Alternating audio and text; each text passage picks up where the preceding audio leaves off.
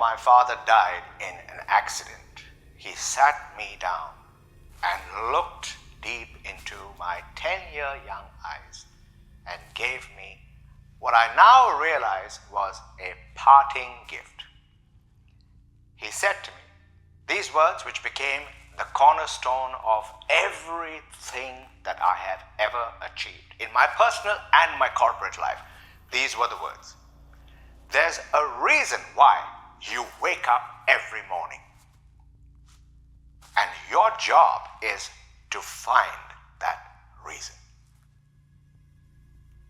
Now, here's a little story from my own life to show you just how those words came to life in a way that made me get the biggest lottery I could ever aspire to. Many years ago, as I was leading one of the greatest, most powerful media companies in the Asia Pacific, based in Hong Kong, my staff came to me and said, "Sir, every year, we keep on taking a few interns as part of our corporate social responsibility. And we've reached this quota, but there's this Korean-sounding gentleman who keeps on calling and pleading with us."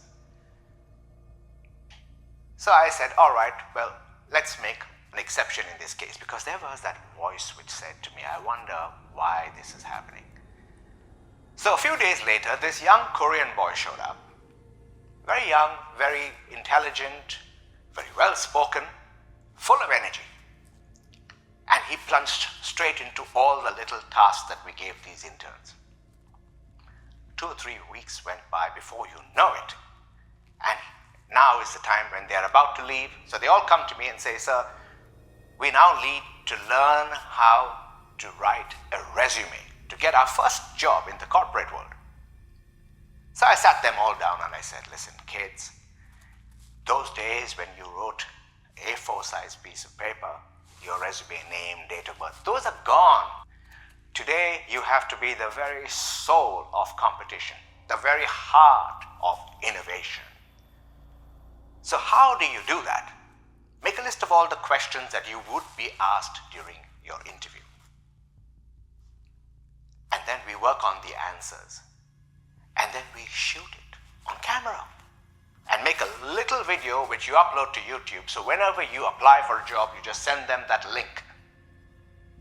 That's going to make them feel, wow, this is really an extraordinary candidate." So all of them said, "Yes, we'll do it." But that Korean boy said, "Oh, sir, I'm terrified of cameras. I should have told you I have a deep phobia of cameras. I just can't do it." I said, "Don't worry about it." So we started on the questions and answers, and I had a camera behind. That time it was the old Sony Z7, if you might recall. And he saw the camera and he said, "Oh, sir, please." I said, it's off, don't worry about it. But actually, it was on. And I asked him the questions, and he answered so beautifully that we just needed 2 takes. Can you believe it? And I said, "All right, done now." He said, "Okay, now when are we actually going to shoot it?" I said, "It's already shot." And guess what? The next day, the editors brought that clip, and it was so amazing, so beautiful. Even he had tears in his eyes when he saw it. And he said, "Sir, it's true what they say about your reputation. You really are an alchemist." So the very next day, his father rings me and says, "I don't know how to tell you this, Mr. Rogers, but my wife has been struggling and fighting stage 4 cancer. And the doctors have just called me to say that she's got just 48 hours to live. This was the reason why I begged of you to take my son." And I just felt something well up within me, and I could hear my dad's words once again, speaking echoing in some inner chamber of my heart. And he said, "Could you send my son to the hospital?" Of course, I called the boy. I didn't tell him that. I just said, "Your mom's having one of those bad days. Go to the hospital, cheer her up." 2 days later, this Korean gentleman rang me and says, "I don't have words to explain how grateful I am for what you have done for my kid, and by extension for my wife, who you didn't even know.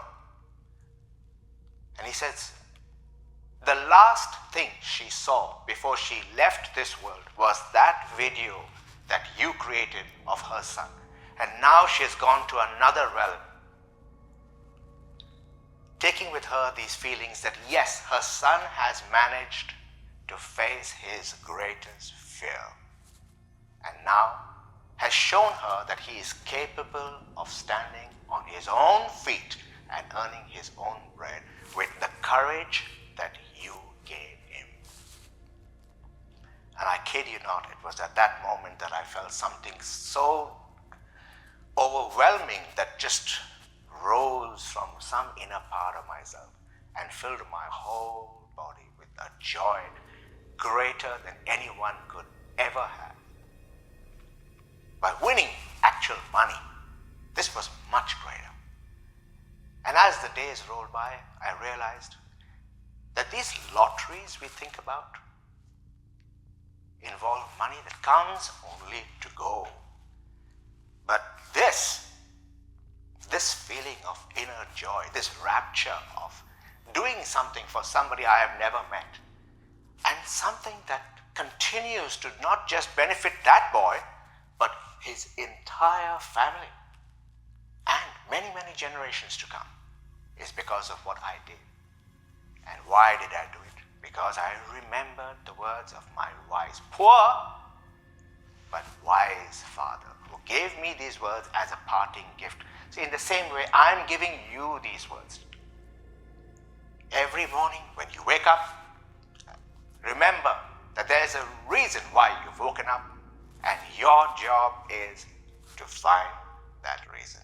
So I wish you good luck, good health, good fortune.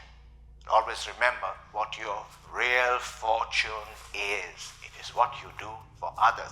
When you set out to do for others, the world, the whole universe conspires to ease your path. And that's exactly what took me from a penniless orphan to a multi-million-dollar corporate success.